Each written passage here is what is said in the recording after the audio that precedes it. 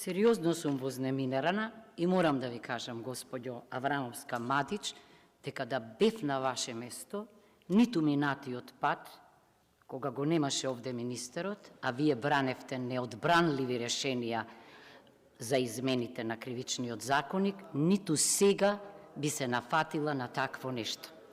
Ке ви објаснам зошто.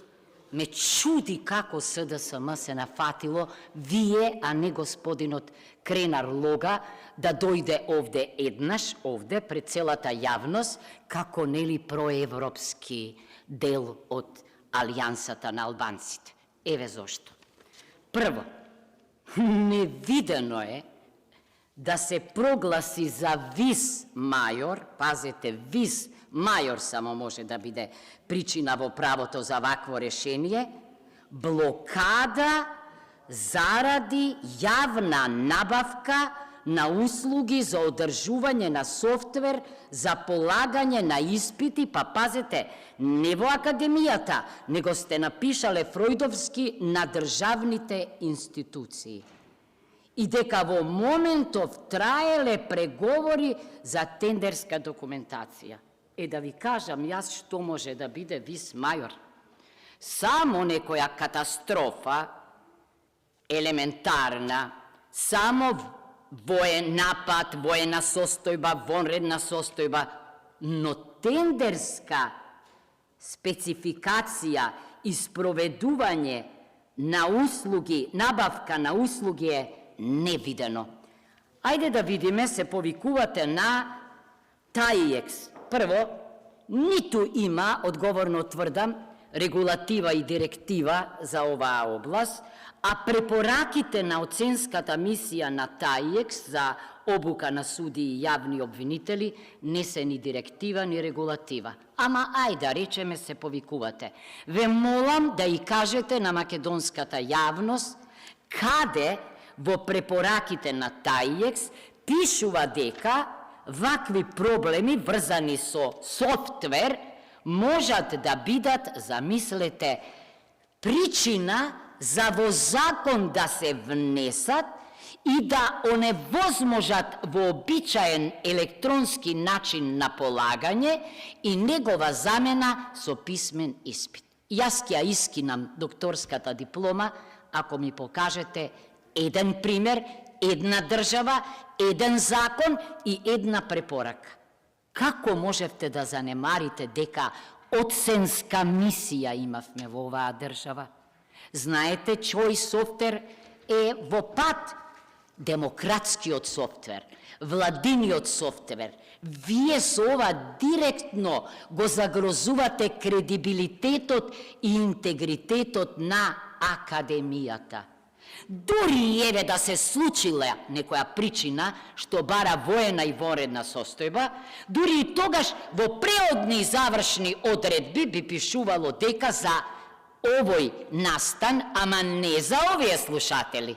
За нив не може да важи вакво решение. Ама вие ова го правите трајно решение. Значи, во преодни и завршни одредби нешто да се случило, па да напишете дека еве нападната е Македонија, мора да се изберат оние кои што ќе ја посетуваат академијата. Зарем не ја научивме лекцијата од фалсификувањето на Кембридж сертификатите, па наместо да ги исклучите сите кои ги фалсификуваа, вие сега предлагате продолжение. Замислете, го исклучивте и тогаш ја исклучивте потребата од Кембридж сертификат и ја заменивте со полагање на испит. Сега продолжувате на истата линија.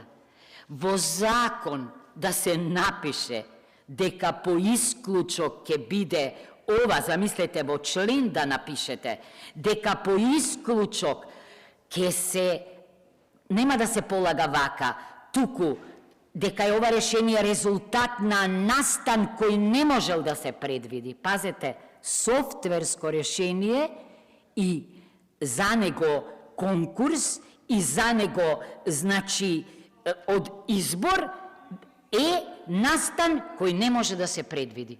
Катастрофа. Па тоа не е тогаш држава, тоа не е тогаш Министерство за правда е за неправда. Па тога што не е академија, што нема софтвер и нема систем во секакви услови да спроведе испит.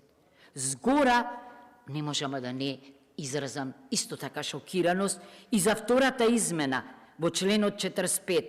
Пазете да не можете да пресметате колку подови треба да има, па сега место 30, 35. Математика е во прашање, па кој ви ги пишува вас законите? Знам кој ги пишува. Ликови кои немаат поим од правото. Ликови кои диктираат решенија за кои се потребни само уште сликите на кандидатите за кои што говореа моите колеги. Значи, знаете, стабилен државен систем, стабилна демократија, стабилно Министерство за правда, стабилна академија ќе овозможи непречено спроведување на испитите. Ако вие од исклучокот правите правило, бидејќи во закон го вметнувате, исклучокот ќе стане редовно правило. И ние бевме сведоци на тоа. Немојте од луѓе кои не заслужуваат да бидат суди и јавни обвинители. Немојте од луѓе со сомнителни дипломи од сомнителни факултети и универзитети да правите некој кој утре ќе одлучува за правото и за правдата. Мислам дека покатастрофално нешто не дошло во ова собрание. Замислете сега. И тоа од кого? Од техничка влада. Заклучувам, значи, оваа држава нема софтвер, бидејќи не функционира според правилото на правото, правдата и демократијата.